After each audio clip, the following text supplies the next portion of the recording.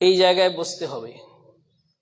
দ্বিতীয় নম্বর হচ্ছে আল্লাহর কাছে এই প্রতিজ্ঞা এবং আশা রাখতে হবে, আজকে এই প্রোগ্রামে বা এই জুমায় যতগুলো কোরআন এবং হাদিস আলোচনা হবে আমি সেগুলোর উপরে নিজের জীবনে বাস্তবায়ন করার চেষ্টা করব। এই আশা এবং এই ইখলাস যদি আমাদের অন্তরে থাকে তাহলে সুনিশ্চিত আল্লাহ রাব্বুল আলামিন ওই বান্দা এবং বান্দীদের পরিবর্তন করার তৌফিক ইনশাআল্লাহ দেবেন। অন্যথায় যদি আমরা এর বিকল্প কোনো পন্থা রাস্তা ইখতিয়ার করি, চয়ন করি, আমরা শুধু এই জায়গায় আসলাম প্রতি জুমার ন্যায় এবং কোরআন এবং হাদিসের কথা শুনলাম আবার চলে গেলাম, ঠিক তেমনি জালসা জুলুসে গেলাম, কোনো প্রোগ্রামে গেলাম, কোনো দাওয়াতি প্রোগ্রামে গেলাম, শুনলাম আবার চলে আসলাম, কিন্তু অন্তরে ইখলাস নেই বা আল্লাহ রাব্বুল আলামিনের উপরে এই আশা এবং প্রতিজ্ঞা নেই যে আমি তার প্রতি আমল করব, তো আল্লাহর কসম খেয়ে বলছি কিয়ামত চলে আসবে কিন্তু পরিবর্তন হতে পারবেন না। কিয়ামত হয়ে যাবে কিন্তু পরিবর্তন হবে না, এটা সুনিশ্চিত। তাই সর্বপ্রথম আমাদের অন্তরকে ইখলাসের সহিত খালিস আল্লাহ রাব্বুল আলামিনের সন্তুষ্টির জন্য এবং আল্লাহ রাব্বুল আলামিনের কাছে আসা যে আজকে প্রত্যেকটি কথার উপরে আমল করার তৌফিক বা চেষ্টা আল্লাহ যেন আমাদের দেন, আল্লাহর কাছে এটাই অশেষ আশা করব। এই দুটি কথা বলে আমি আমার বিষয়ের দিকে আগাচ্ছি। ইসলামের প্রত্যেকটা নিয়ম কানুন বিধান আল্লাহ রাব্বুল আলামিন যে সংবিধানে যে সমস্ত কথাগুলি বর্ণনা করেছেন, উল্লেখ করেছেন, লিখেছেন এবং বলেছেন, প্রত্যেকটা একটা করে সীমারেখা আল্লাহ রাব্বুল আলামিন বাউন্ডারি করে দিয়েছেন এবং প্রত্যেক বান্দা এবং বান্দীদেরকে আল্লাহ রাব্বুল আলামিন খুব জোরালোভাবে এই ঘোষণা দিয়েছেন যে ওয়ামাই ইয়াতাআদ্দা হুদুদাহু ইউদখিলহু নারান খালিদান ফিহা, যারা আমার সীমাকে লঙ্ঘন করার চেষ্টা করবে, যারা আমার রেখাকে ক্রস করার চেষ্টা করবে, আমি তাকে চিরস্থায়ীর জন্য জাহান্নামে প্রবেশ করাবো। আমি তাকে চিরস্থায়ী জাহান্নামে প্রবেশ করাবো তাকে। আল্লাহ রাব্বুল আলামিন কঠোরভাবে বললেন এবং তার জন্য খুব ভয়ঙ্কর শাস্তি এবং আযাব রয়েছে।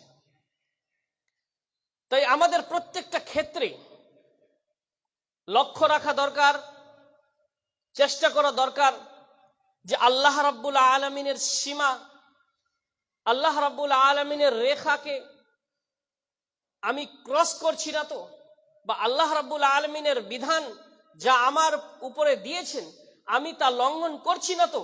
প্রত্যেকটা ক্ষেত্রে আপনাকে আপনার শুরু থেকে নিয়ে শেষ পর্যন্ত, সকাল থেকে নিয়ে সন্ধ্যা পর্যন্ত প্রত্যেকটা ক্ষেত্রে এক পা উঠাতে গেলে আরেক পা রাখার জন্য আপনাকে ভাবতে হবে এই পাটা যে আমি রাখবো এখানে শরীয়ত আমাকে জায়েজ দিয়েছে কিনা বা অনুমতি দিয়েছে কিনা।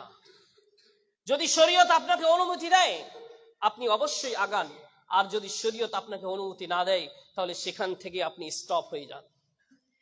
এটা প্রত্যেক মানুষের হৃদয়ে অন্তরে থাকা একান্ত প্রয়োজন যে যে মহান রব্বুল আলামিন আমাকে সৃষ্টি করেছে, প্রত্যেকটা সীমা প্রত্যেকটা রেখা আমার জন্য লঙ্ঘন করা এটা মহাপাপ। এই অন্তরে এই বিশ্বাস আশা রাখা আমাদের দরকার।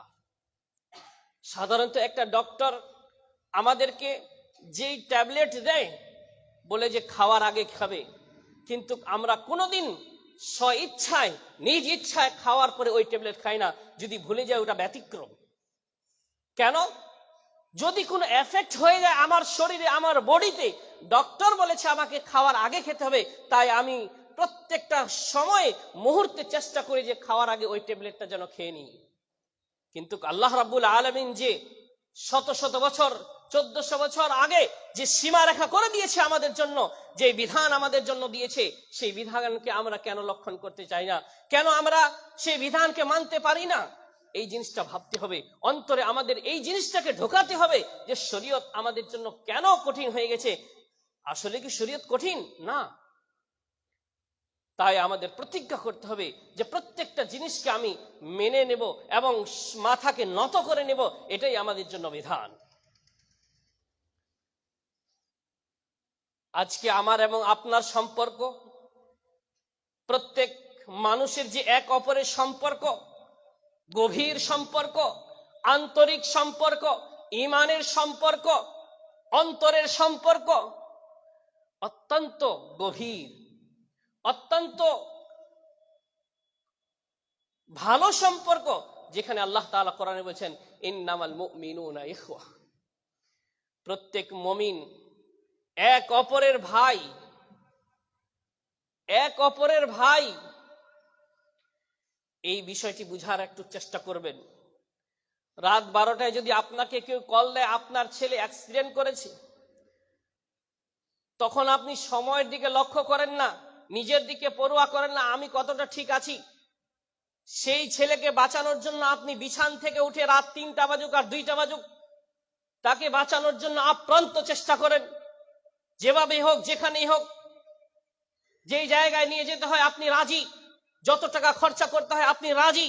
যদি 1 লাখ টাকা যদি বলে আপনার ওই ছেলের পিছনে খরচা হবে, তবুও আপনি মাথা নত করে নেন।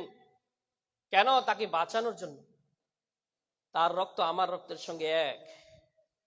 কিন্তু আপনারই একটা পার্শ্ববর্তী ভাই, আপনি জানেন তিনি অসুস্থ, আপনি জানেন সে খুব অসুবিধায় রয়েছে, কিন্তু আমরা কেমন ভাই বা কেমন মুমিন তা দেখো চুপচাপ নিজের বাড়িতে বসে আছি।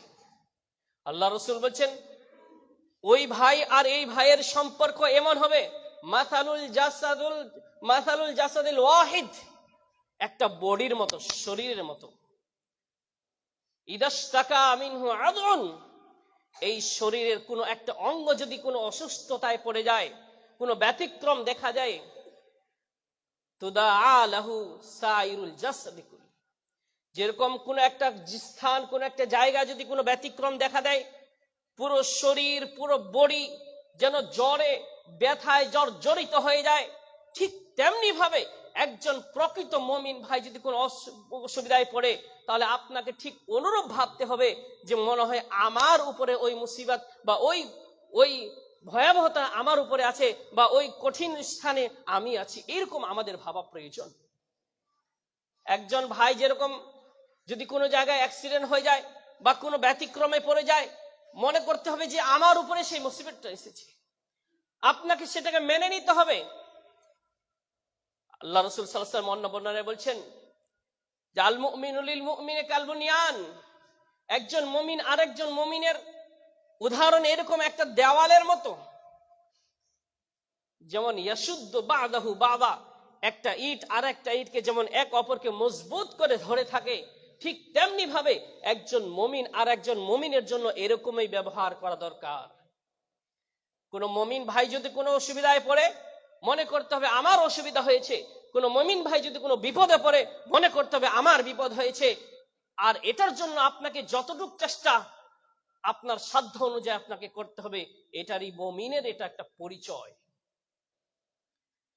কিন্তু দুঃখিত, আজকে আমাদের মধ্যে যে ভ্রাতৃত্বের মধ্যে যে ফাটল সৃষ্টি হয়েছে, আজকে যে আমাদের সম্পর্কের মধ্যে যে ছিন্নতা শুরু হয়েছে, আমরা এক অপরকে দেখে যে মুখকে ফিরিয়ে নিই, এক অপরকে সালাম করি না, কাউকে দেখলে আমার অন্তরটা জ্বলে যায়, আমার শরীরের রুম দাঁড়িয়ে যায়, একজন আরেকজনকে দেখলে সহ্য করতে পারি না, একজন যদি উন্নতির পথে যায় তাকে নিচে নামাতে হয় কিভাবে, এরকম আমরা চেষ্টা করি।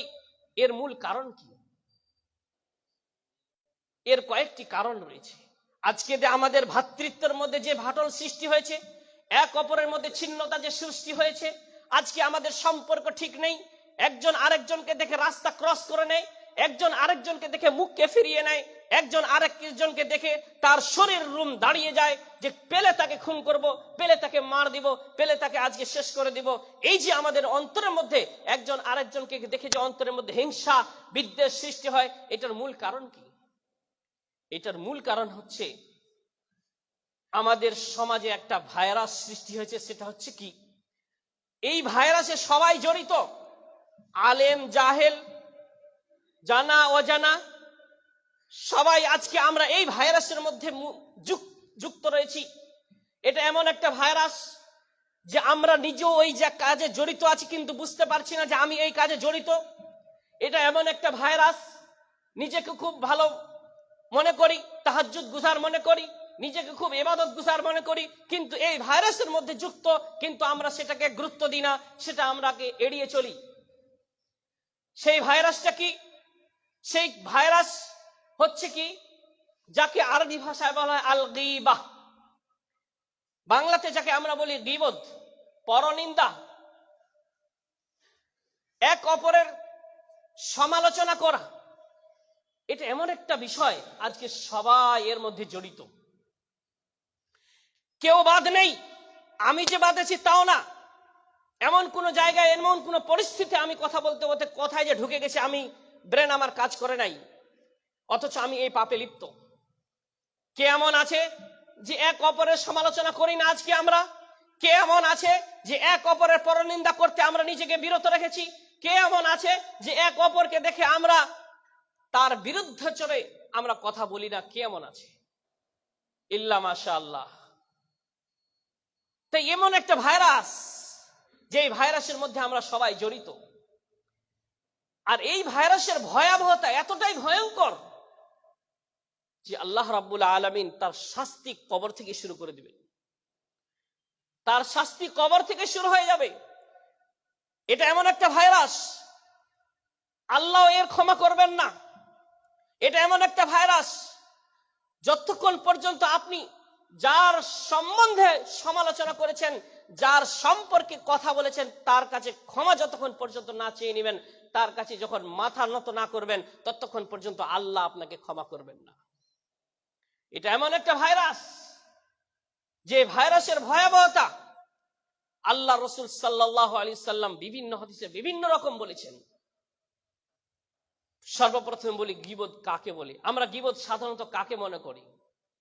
কোন একটা মানুষ যদি কারো সম্পর্কে আলোচনা করে যে ওই মানুষটি চুরি করে, এবার আপনি বলবেন যে আপনি কেন ওর সম্বন্ধে বললেন? আমি বললাম যে না, আমি আবার কথা গীবত করলাম রে ভাই, আমি তো তার ওই বিষয়টাই আলোচনা করছি যে ওর মধ্যে বিদ্যমান, সে আসলে চুরি করে। এটা আবার গীবত কি করে হলো? এটাই বাস্তব গীবত। আবু হুরায়রা রাদিয়াল্লাহু আনহু বর্ণনা করছেন, আতাদরুনা মাল গীবাহ, তোমরা কি জানো গীবত কাকে বলে?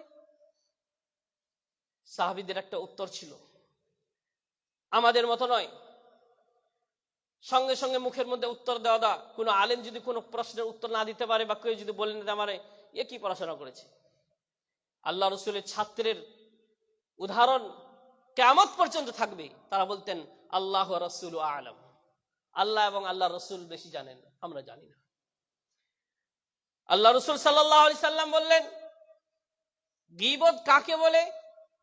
এর সংজ্ঞা দিয়ে আল্লাহ রাসূল বলেছেন, যিকরুকা আখাকা বিমা ইয়াকরাহ, তোমার ভাইয়ের বিষয়ে এমন কিছু আলোচনা করা যা শুনলে সে অপছন্দ করবে। আপনি আপনার কোনো ভাইয়ের সম্বন্ধে আলোচনা করছেন, কথা বলছেন, আর ওই কথাটা ওই ভাই যদি শুনে, তাহলে সে অপছন্দ করবে, তার অন্তরে ব্যথা লাগবে। এটাই হচ্ছে গীবত।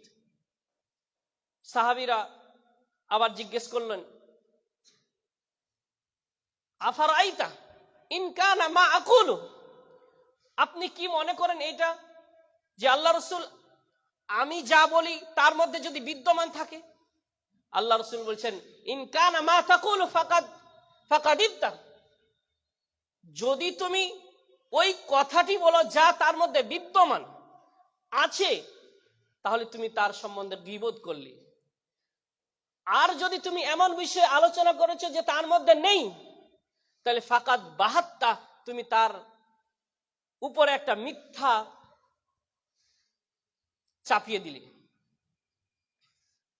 আল্লাহ রাসূল সাল্লাল্লাহু আলাইহি সাল্লাম এই জায়গায় যে গীবতের সংজ্ঞা দিতে গিয়ে বলেন, যিকরুকা আখাকা বিমা ইয়াকরাহ, আপনি আপনার ভাইয়ের সম্বন্ধে এমন কিছু আলোচনা করলেন যা শুনলে সে অপছন্দ করবে।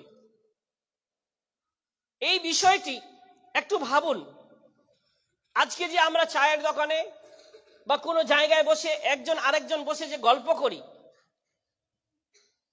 আমরা যে অন্যের সমালোচনা যে যেই জায়গায় করি, যদি ওই ভাই শুনে তাহলে অবশ্যই অবশ্যই তার অন্তরে ব্যথা লাগবে, এটাই স্বাভাবিক।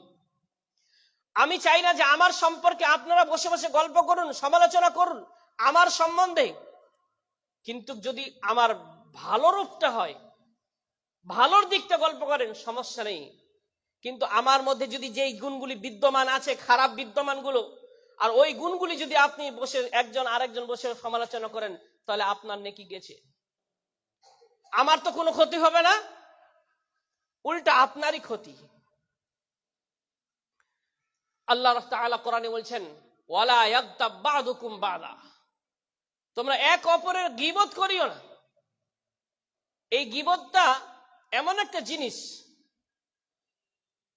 আইয়ুহিব্বু আহাদুকুম আইয়াকুলা লাহমা আখিহি মাইতান ফাকারিহতুমু,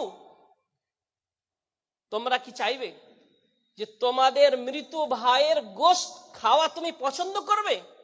আল্লাহ তাআলা বলেন ফাকারিহতুমু, তুমি এটা অপছন্দ করবে। কে পছন্দ করবে? কেউ করবে না। আপনি কি চাইবেন যে আমার মৃত ভাইয়ের গোশত আমি খাবো? এটা কেউ পছন্দ করবে না।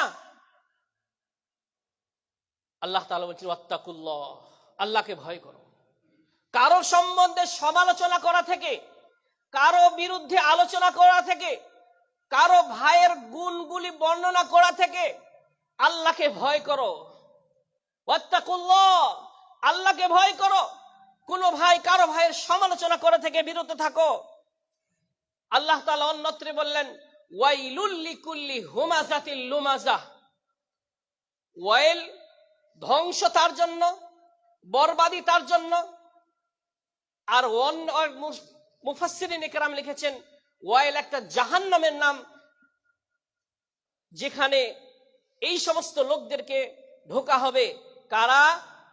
হুমাযাতিল লুমাযাহ, হুমাযাতিল লুমাযাহ, যারা মানুষের সামনে এবং পিছনে চোখের আড়ালে পরনিন্দা করে দোষ চর্চা করে বেড়ায়, যারা মানুষের সম্বন্ধে সমালোচনা করে, তাদের জন্য ধ্বংস, তারা বরবাদি, তারা ওয়াইল জাহান্নামে তারা যাবে। এই হুমাযাতিল লুমাযাহ, হুমাযা বলা হচ্ছে কারো সামনে সমালোচনা করা। আপনি কাউকে, হ্যাঁ এই লোকটা যে চুরি করেছিল, বা এই লোকটার মধ্যে এই গুণগুলি খারাপ রয়েছে, কিন্তু সতর্ক, যদি তাকে ছোট করার উদ্দেশ্য হয়, যদি তাকে অসম্মান করার আপনার নিয়ত থাকে, আর যদি আপনি তাকে তার লোকের সামনে যদি আপনি এরকম বলে থাকেন এই লোকটাই করেছিল, বা এই লোকটাই তাকে মারো, বা অন্য কিছু আপনি যদি তার সামনে বলেন, তাহলে এটা আরো মহাপাপ। কারো সম্মানকে ছোট করা, কারো সম্মান হানি করা, কোন মানুষকে হত্যা করার মতো পাপ। কোন মানুষকে হত্যা করলে যা পাপ হয়, কোন মানুষের সম্মান হানি করা সমান পাপ। কাবাকে ভেঙে দেওয়া যদি যতটা পাপ হয়, কোন মানুষের সম্মানকে হানি করা অতটাই পাপ।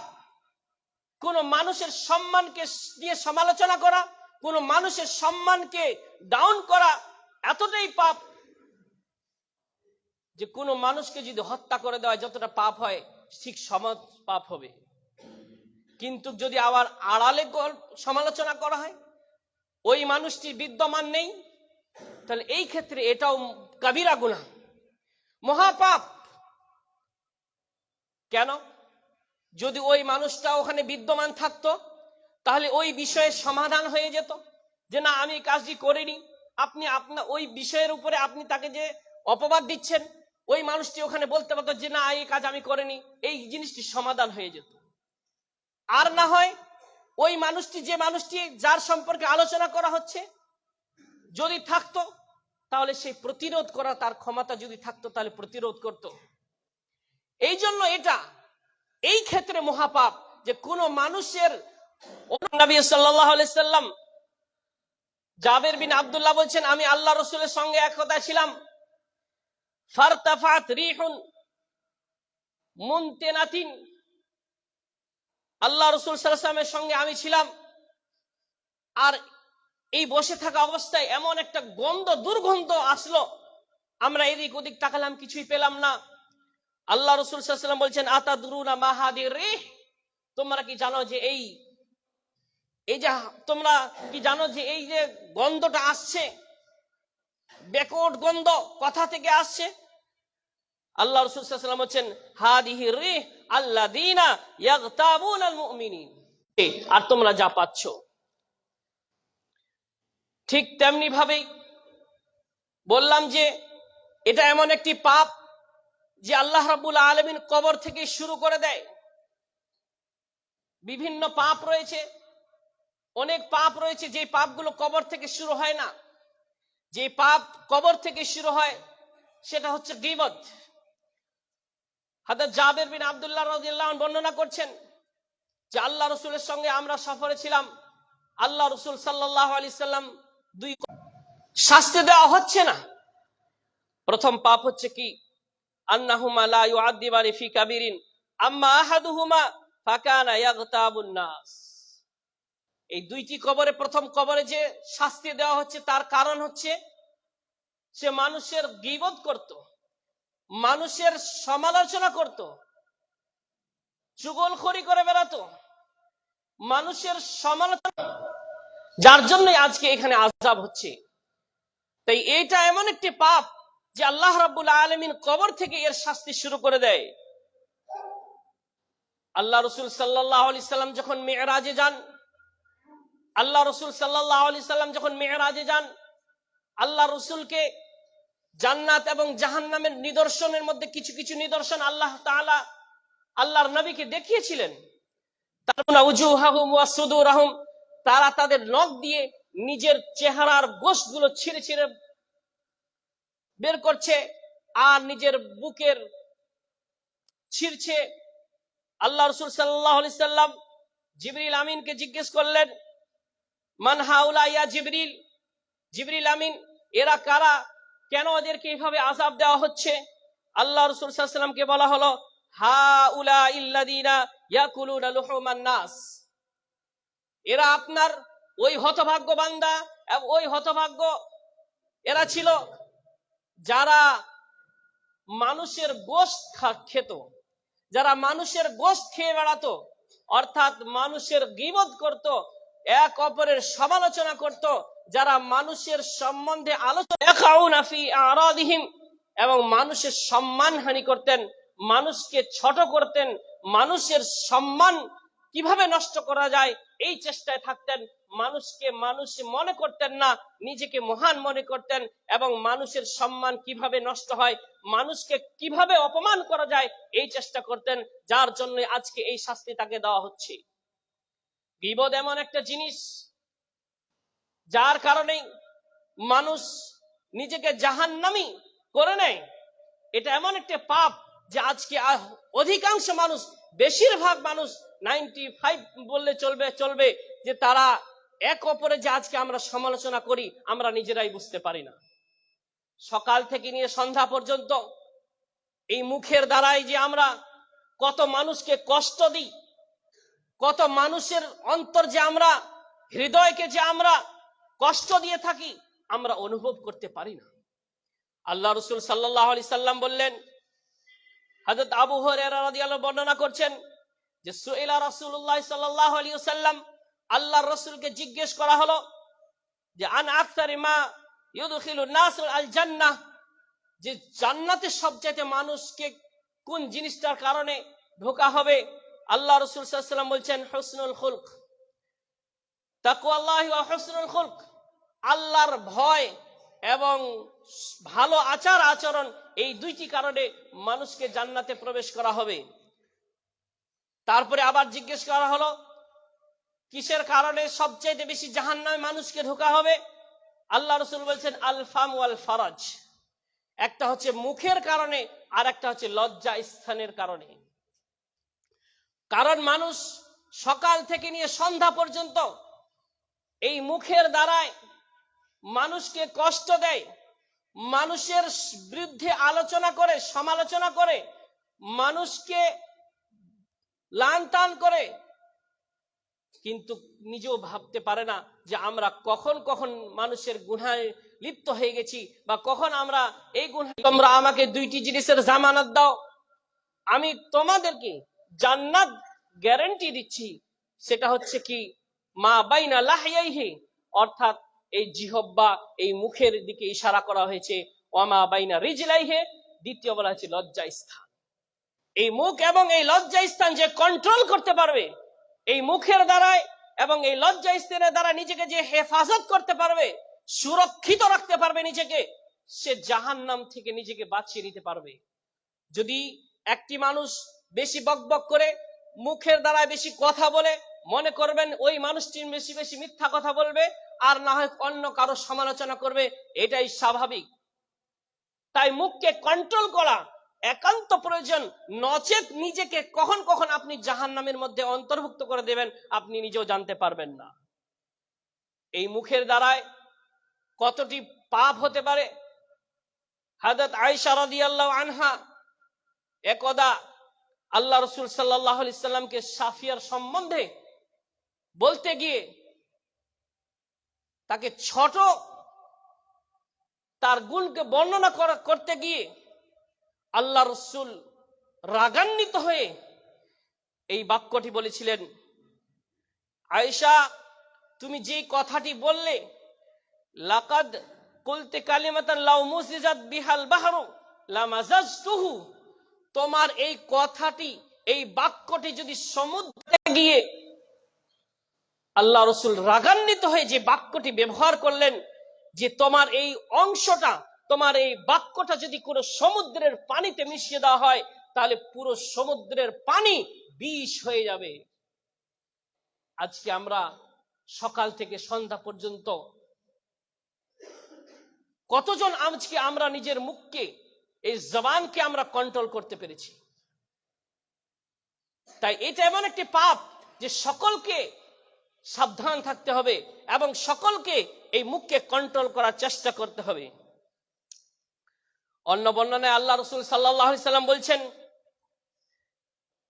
উকবা বিন আমির রাদিয়াল্লাহু আনহু বর্ণনা করছেন, আল্লাহ রাসূলকে বলা হলো, ইয়া রাসূলুল্লাহ মান নাজাহ, কোন জিনিসটাতে সাফল্য রয়েছে, কোন জিনিসটাতে কামিয়াবি রয়েছে?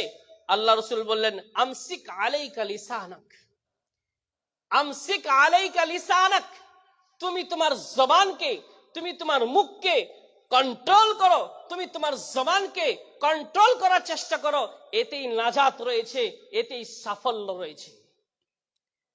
দ্বিতীয় বললেন, ওয়ালিয়াসআকা বাইতুক, তুমি নিজেকে তোমার বাড়িতে আবদ্ধ করে রাখার চেষ্টা করো। অবসর সময়ে চায়ের দোকানে বসে আড্ডা মারিও না।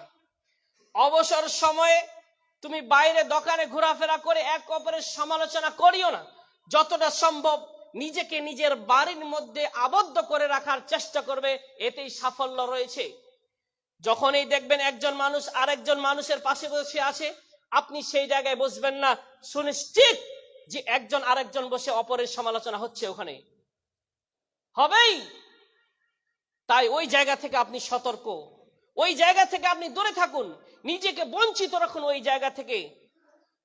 এবং বললেন আল্লাহ রাসূল সাল্লাল্লাহু আলাইহি সাল্লাম, যে তোমার গুনাহে, যে গুনাহগুলি তুমি বিগত করেছো, ওর উপরে আল্লাহ রাব্বুল আলামিনের কাছে ক্রন্দন করো, কাঁদো, এতেই নাজাত রয়েছে। বিগত গুনাহগুলিকে মনে করে আল্লাহর কাছে ক্রন্দন করো, আল্লাহর কাছে ক্ষমা চাও, আল্লাহ, এবং হাত দিয়ে অন্য ভাই এবং বোন সুরক্ষিত, সেই প্রকৃত মুসলিম, সেই প্রকৃত মুমিন তাকে ঘোষণা করা। আজকে কে এমন আছে যে বলতে পারবে আমার মুখ দিয়ে, এই হাত দিয়ে অন্য ভাই এবং বোন সুরক্ষিত আছে? কেউ নেই। সবাই আজকে আমাদের মুখ দ্বারাই, এই জবান দিয়ে আজকে মানুষকে কষ্ট দিয়ে থাকি। আজকে যে আমাদের ভ্রাতৃত্বের মধ্যে যে ফাটল সৃষ্টি হয়েছে, এক অপরকে দেখে যে আমরা রাস্তা ক্রস করে নিই, এক অপরকে দেখে যে আমরা মুখকে ফিরিয়ে নিই, তার মূল কারণ হচ্ছে এটাই, এই গীবত।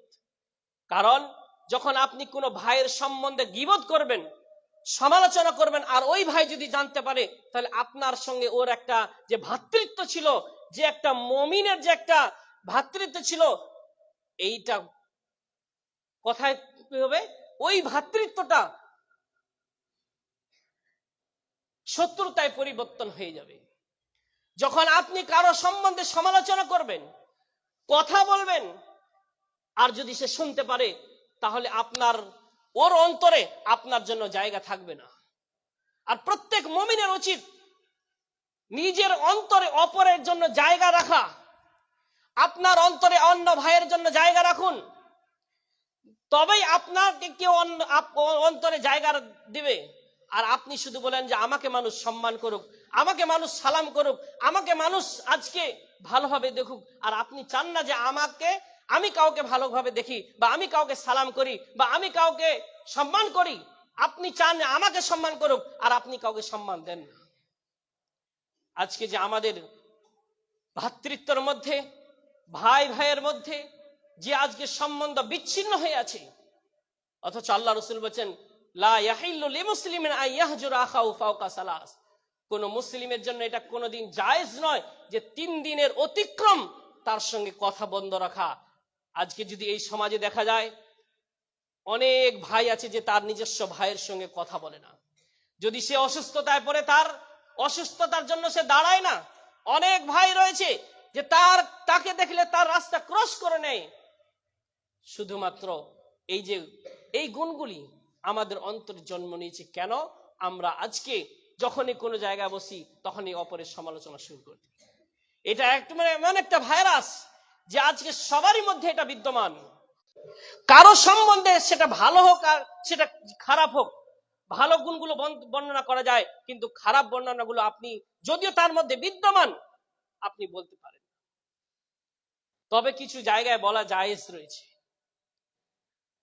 আপনি জানেন, কোনো ভাই যদি আপনার কাছে পরামর্শ নিতে আসে, বা আপনার কাছে কিছু ধার নিতে আসে, আর অন্য ভাই দেখছে যে তার কাছে ধার দেওয়াটা খুবই কষ্টকর, খারাপ, সে এখনই গিয়ে মদ খাবে, বা তার আচার আচরণ ভালো নয়, আপনি সেখানে বলতে পারেন যে মানুষটা ভালো নয়, সমস্যা নেই। বা বিয়ে শাদীর জন্য যদি কেউ এসে আপনাকে জিজ্ঞেস করে, কোনো মেয়ের সম্পর্কে হোক বা ছেলে সম্পর্কে হোক, তখন আপনি তার গুণটা বর্ণনা করেন, এখানে কোনো সমস্যা নেই। কারণ আপনি জেনে শুনে তাকে ধ্বংসের পথে আপনি ঠেলে দিতে পারবেন না। একটা ছেলে তার আচার আচরণ খারাপ, তার ব্যবহার খারাপ, কেউ যদি আপনার মেয়ের পক্ষ থেকে এসে আপনাকে জিজ্ঞেস করে, ওই ছেলে, এখানে একটা শর্ত রয়েছে, যদি তাকে ছোট করার নিয়তে হয়, বা অন্তরে যদি কোনো শত্রুতার নিয়তে যদি হয়, তাহলে হারাম, জায়েজ নয়।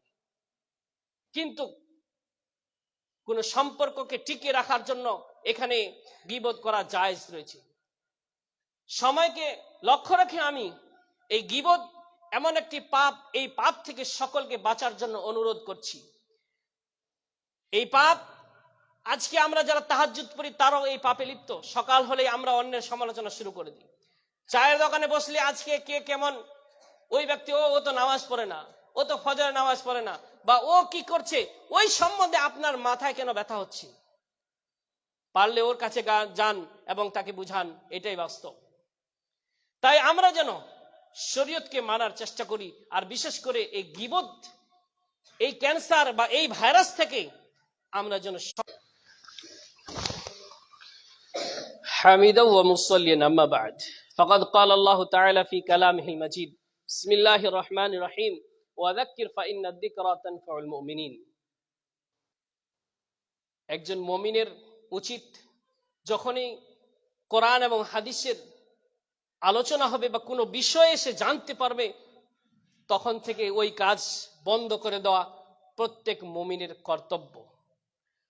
আপনি যদিও এতদিন জানতেন বা জেনেছিলেন বা জানেন নাই যে গীবত এমন একটা জিনিস, ভয়ঙ্কর জিনিস, যে নিজের পাপকে, নিজের গুনাহ, নিজের নেকিগুলিকে কখন আপনি হারিয়ে ফেলবেন সেটা আপনি জানতে পারবেন না। আর আজকে আমরা সকলে এই কাজে লিপ্ত। তাই সকলের কাছে অনুরোধ জানাবো যে বিশেষ করে অন্যের সমালোচনা থেকে নিজেকে দূরে রাখার চেষ্টা করবেন। ইনশাআল্লাহ যে কোনো মুহূর্তে, যে কোনো সময়ে অন্যের সমালোচনা থেকে নিজেকে দূরে রাখার চেষ্টা করবেন। আর বিশেষ করে যখনই কোনো জায়গায় দেখবেন 2-4 জন লোক বসে আছে, ওই জায়গায় বসার চেষ্টা করবেন না। যখনই দেখবেন একজন আরেকজন বসে আছে, সেই জায়গায় বসার চেষ্টা করবেন না। আর বিশেষ করে আরেকটি কথা বলি, যখনই কাউকে দেখবেন যে এক অপরের সমালোচনা করছে, গীবত করছে, আপনি তাকে বাধা দিন। মান রাআ মিনকুম মুনকারান ফালিয়ুগাইয়িরহু বিয়াদি, ক্ষমতা থাকলে হাত দিয়ে বাধা দিন, ক্ষমতা যদি না থাকে তাহলে মুখ দিয়ে বাধা দিন, এটাও যদি ক্ষমতা না থাকে তাহলে অন্তর থেকে ঘৃণা করুন। এটা ইমানের সবচেয়ে সর্বনিম্ন স্থান। তাহলে শোনার পরে আমল করা এবং অপরকে বাধা দেওয়া, অপরকে উপদেশ দেওয়া, এটাও কর্তব্য। শুধুমাত্র নিজে ভালো কাজ করলে হবে না। আপনার একজন ভাই জাহান্নামে যাচ্ছে, আপনার উচিত তাকে জাহান্নাম থেকে দূরে সরিয়ে নিয়ে আসা। আপনি শুধু নিজে তাহাজ্জুদ পড়ছেন, ভালো কাজ করছেন, আর আপনার পাশের একটা ভাই নামাজ পড়ছে না, বিড়ি সিগারেট খাচ্ছে, আপনি তাকে কোনোদিন বলেননি, আপনিও পাপী হয়ে যাবেন। কারণ আপনি আপনার পাশে যে রয়েছে তাকে আপনি বলছেন না। এটা মনে করেন না যে নিজে আপনি করে বেঁচে যাবেন, না। উচিত নিজে আমল করা, অপরকে আমল করার কথা বলা এবং দাওয়াত দেওয়া।